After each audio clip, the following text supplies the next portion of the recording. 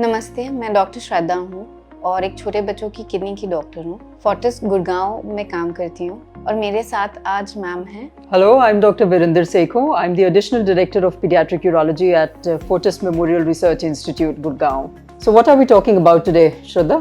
We are talking about Kakut. Okay.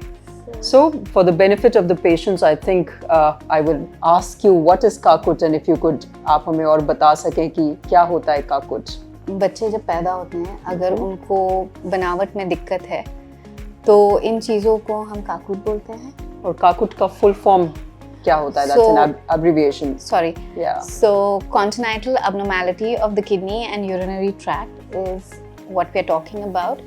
Okay. और ये बच्चों को माता की पेट से बनावट में जो दिक्कत आती है वो उसके बारे में है, जो सिर्फ किडनी और यूरिनरी ट्रैक्ट में होती है। राइट जैसा कि हम जानते हैं जो पेशाब का सारा रास्ता है वो माँ के पेट में लगभग 12 से 14 हफ्तों में पूरा बन जाता है और काम करना शुरू कर देता है। तो ऐसी तकलीफ़ें जो कि उस टाइम से पैदाइशी ही होती हैं और जो कि प्रेगनेंसी अल्ट्रासाउंड्स में डिटेक्ट हो सकती हैं, उन्हें हम काकुट के नाम से जानते हैं, which is a very broad umbrella term. So what do you suggest, what sort of ultrasound should be done during pregnancy to catch these anomalies? तो मैम 18 से 20 हफ्तों के आसपास एक एनोमली स्कैन होता है जो कि बच्चे को पूरा हेड से लेकर टो तक सारा ध्यान से देखा जाता है। अगर इसमें दिक्कत पकड़ी जाती है तो वहाँ से हम इन्वेस्टिगेशन शुरू करते हैं, डिसाइड करते हैं कि क्या क्या देखना है, कितना ज़्यादा सूजन है, पानी कितना है, क्या बच्चे को वज़न सही तरीके से बढ़ रहा है कि नहीं बढ़ रहा है। ये सारी चीज़ें हैं जो हमें कुछ हद तक डिसाइड करने में मदद करती हैं। फिर हम रिपीट करते हैं अल्ट्रासाउंड कुछ हर टाइम में बेस्ड ऑन कितना सिवियर है। बाकी आप बताइए कि इसमें इस टाइम के दौरान अगर बच्चे पे सर्जरी करने की ज़रूरत है नहीं है। सो ज़्यादातर जो प्रेगनेंसी अल्ट्रासाउंड्स में काकुट एनोमलीज डिटेक्ट होती हैं वो in the form of kidney में सूजन, that is the most common trouble that we detect on the pregnancy ultrasounds. और ज़्यादातर इन स्वेलिंग्स में इमीडिएट इंटरवेंशन की ज़रूरत नहीं होती। Most of the times we always advise that the mothers can carry forward the pregnancy up to term. ऐसे बहुत कम इंडिकेशंस होते हैं जिनमें हम एंटीनेटल इंटरवेंशंस यानी कि फीटल सर्जरी की जिसमें ज़रूरत होती है। जब टाइम के साथ सूजन बहुत ज़्यादा बढ़ रही है, किडनी कॉम्प्रोमाइज़ हो रही है, माँ के पेट का पानी यानी कि एमनियोटिक फ्लूइड टाइम के साथ बहुत कम हो रहा है जो कि बच्चे के सर्वाइवल को थ्रेटन करे, सिर्फ उन्हीं लिमिटेड कंडीशंस में हम fetal interventions in the form of कुछ शंट्स डाल सकते हैं या फिर अगर पोस्टीरियर रेथरल वाल्व जो कि एक काकुट एनोमली है उसको फलग्रेट प्रेगनेंसी के दौरान भी कर सकते हैं। But those interventions are very rare and I would re-emphasize that most of these pregnancies can be carried forward till term. There is no urological or nephrological indication to terminate these babies otherwise. और एक कारण है जो हम चाहते हैं कि ये टर्म तक कैरी करें, that is because किडनी का जो मेच्योरिटी और फॉर्मेशन होता है वो ऑलमोस्ट 35-36 वीक्स तक होता है, तो हम चाहते हैं कि they carry them to term. True. So let's say once these babies are born, आप सबसे पहले कब उनको देखना चाहेंगे, कहाँ डिलीवरी हो उस पर कुछ एडवाइस देना चाहेंगे? एब्सोल्युटली, ये हम प्रेगनेंसी के दौरान ही डिसाइड करना चाहते हैं कि ये कहाँ होना चाहिए डिलीवर। आपको पीडियाट्रिक यूरोलॉजिस्ट और नेफ्रोलॉजिस्ट के साथ कंसल्ट करके ये डिसाइड करना चाहिए कि सिवियरिटी कितनी है, क्या इनको माताओं को हायर सेंटर्स पे डिलीवरी करनी चाहिए, बच्चे को क्या NICU की रिक्वायरमेंट होगी, सर्जरी की इमीडिएट रिक्वायरमेंट है या नहीं है। इनके बेसिस पे हम डिसाइड करते हैं कि माता को कहाँ डिलीवर करना है। जब बच्चा पैदा हो जाए तो हम कुछ टेस्ट करते हैं जैसे अल्ट्रासाउंड है, उसके बेसिस पे डिसाइड करते हैं कि आगे और क्या टेस्टिंग करनी है। I think the message that we wish to put across is that most of these babies, there's nothing to be overly very frightened about. Absolutely. In a large proportion of them, you can still carry forward with the pregnancy with your obstetrician, जिन भी gynecologist को आप normally दिखाते हैं उन्हीं के center पे आप delivery करा सकते हैं। But once the baby is born, it is important that you seek the right opinion from a pediatric nephrologist and a pediatric urologist. To decide कि बच्चे को आगे गोइंग फॉरवर्ड क्या जांचें करानी है, based on which you can decide. अब जैसे कि हमने बोला किडनी सूजन सबसे ज्यादा कॉमन काकुट एनोमली होती है, तो इस किडनी में सूजन के क्या क्या कारण कॉमनली हो सकते हैं? मैम, सूजन के कारण बहुत सारे होते हैं। कई जगह पे रुकावट होती है और ये अलग अलग लेवल पे होती है। इसके बेसिस पे उनके अलग अलग नाम हैं और कई में ये है कि रुकावट भी होती है कई अलग अलग लेवल पे। दूसरा ये है कि किडनी बराबर फॉर्म नहीं होती है, यूरिन वापस ऊपर जा रहा होता है। ये दो मेजर दिक्कतें हैं जो अलग अलग कॉम्बिनेशन में पाई जाती है। करेक्ट। और फॉर्मेशन कई बार एक किडनी हो सकती है, एक किडनी अलग जगह पे हो सकती है। यस, सो जैसे हम कहते हैं सूजन ब्रॉडली दो कारण से हो सकती है, या तो जो पेशाब का बहाव का रास्ता है उसमें कहीं रुकावट हो और उसके पहले फिर यूरिन रुकता है जिसके कारण सूजन आती है। दूसरा कारण, जैसे कि आपने सही बोला, कि पेशाब का रिफ्लक्स यानी कि पेशाब की थैली से वापस गुर्दों की तरफ पेशाब जाता है, जिसे कि हम वेसाइकोयूरेट्रिक रिफ्लक्स के नाम से जानते हैं।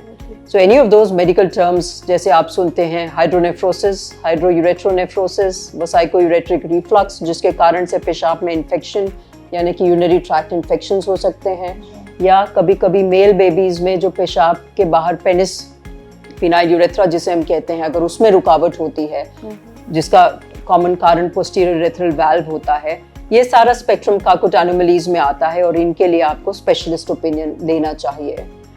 सो क्या ज़्यादातर इनमें सर्जिकल इंटरवेंशन चाहिए होता है या ज़्यादातर मेडिसिन से ही ये काफ़ी हद तक ठीक हो जाती हैं ये एनोमलीज? तो मैम, एक्चुअली ये हम ऑब्वियसली इस चीज़ पे डिसाइड करते हैं कि सिवियरिटी कितना है। हम इन्हें माइल्ड, मॉडरेट, सिवियर स्टेजेस में डिवाइड करते हैं। एक साइड पे है, दोनों साइड पे है, कितनी ज़्यादा दिक्कत है किडनी में, इसके बेसिस पे हम डिसाइड करते हैं कि मेडिसिन पे कंटिन्यू करना चाहिए, बस फॉलो अप करना है अल्ट्रासाउंड से, या सर्जरी करना है। बहुत बार पेरेंट्स को ये क्वेश्चन होते हैं कि इतने छोटे बच्चों पे सर्जरी हो सकती है, सर्जरी मेजर है? Most of the times, like being a surgeon, हम हमेशा ट्राई करते हैं कि ट्रेंड लाइन देखें इन डिजीजेस के लिए। ट्रेंड लाइन मीनिंग कि जब बच्चा पैदा होता है उस समय पर कितनी स्वेलिंग है, बच्चे का ओवरऑल ग्रोथ कैसा है, कोई इन्फेक्शंस या उस कारण से बच्चे को कोई परेशानी, पेट में दर्द, ग्रोथ इनहिबिशन, बार बार यूरिन इन्फेक्शंस, ऐसी तकलीफें तो नहीं आ रही। और आगे जाते हुए, मतलब जैसे बच्चा बड़ा हो रहा है उसके साथ वो स्वेलिंग बढ़ रही है, कम हो रही है, बच्चे का ग्रोथ कैसा है, ये सारी चीज़ों को देखते हुए हम डिसाइड करते हैं। So if the trend line clearly indicates that time के साथ तकलीफ बढ़ रही है, सूजन बढ़ रही है, या बच्चे को बहुत ज़्यादा उससे तकलीफ हो रही है, those are the only indications where we do suggest कि surgical intervention would always help. अगर ज़रूरत पड़े, जो कि अदरवाइज बहुत कम बच्चों में बहुत अर्ली स्टेज पे ज़रूरत पड़ती है, but baby age young age 3 या 4 हफ्ते बड़े बेबी में भी हम सर्जरी सेफली कर सकते हैं। So age is not an inhibition factor as far as the surgical intervention is concerned. And most of these diseases में, यानी कि अगर ऊपरी तरफ रुकावट होती है जिसे हम पेल्वियोरेट्रिक जंक्शन ऑब्स्ट्रक्शन कहते हैं जी, उनके लिए जो सर्जरी होती है पाइलोप्लास्टी, ये बहुत ही सेफ, सक्सेसफुल सर्जरी होती हैं, तो इनसे घबराने की हमें ज़रूरत नहीं होती। दूसरा, वेसाइकोयूरेट्रिक रिफ्लक्स अगर है, उसके लिए if at all it comes to surgeries, although you would be better to say that most of them can be managed by medical management itself, but if at all it comes to surgery, बहुत सारी minimally invasive modalities हैं। हम robotic surgery कर सकते हैं, laparoscopic surgeries कर सकते हैं, और इनके results usually safe और successful होते हैं। Also, और एक सवाल जो पेरेंट्स को होता है is regarding the hospital stay, कि ये कितना लंबा है, बच्चा ICU में रहेगा। So post surgery most of these आपको ज़्यादा से ज़्यादा 2 से 3 दिन तक अस्पताल में रहने की ज़रूरत पड़ता है। मोस्ट ऑफ द टाइम्स अगर बच्चा अदरवाइज सिक नहीं है, बहुत ज़्यादा सेप्सिस या इन्फेक्शन में नहीं है, तो हमें ICU स्टे का ज़रूरत नहीं होता, and the recovery is very quick. वो सर्जरी से तुरंत जैसे बच्चे बाहर आते हैं, हम एडवाइस करते हैं कि आपको उठ के बैठना है, खाना पीना शुरू कर देना है, चलना फिरना उसी दिन से शुरू कर देना है।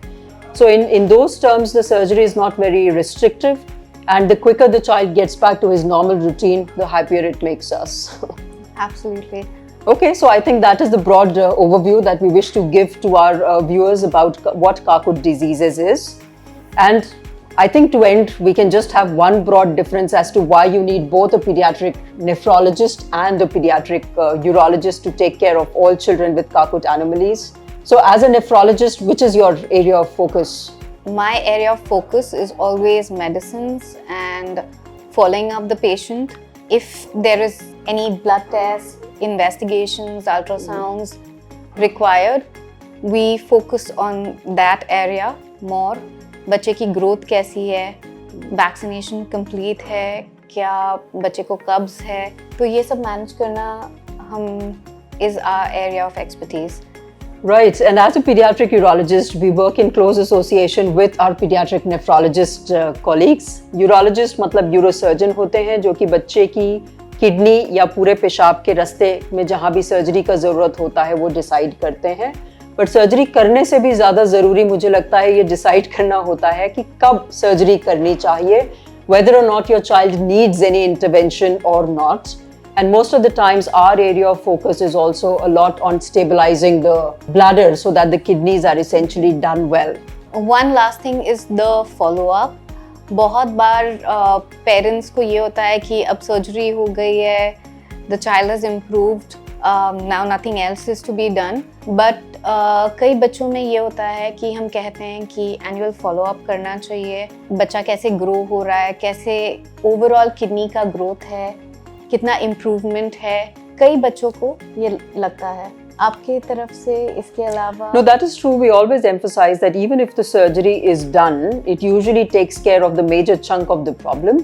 But उस सर्जरी से बच्चा कैसे रिस्पॉन्ड कर रहा है, आपको जैसे सजेस्ट किया जाए, वो फॉलो अप रूटीन मेंटेन करना is absolutely essential from a surgical standpoint as well. So to conclude, I must say that anytime your kid has any troubles related to the kidney or a urinary bladder, please see a specialist, either a pediatric nephrologist or a pediatric urologist.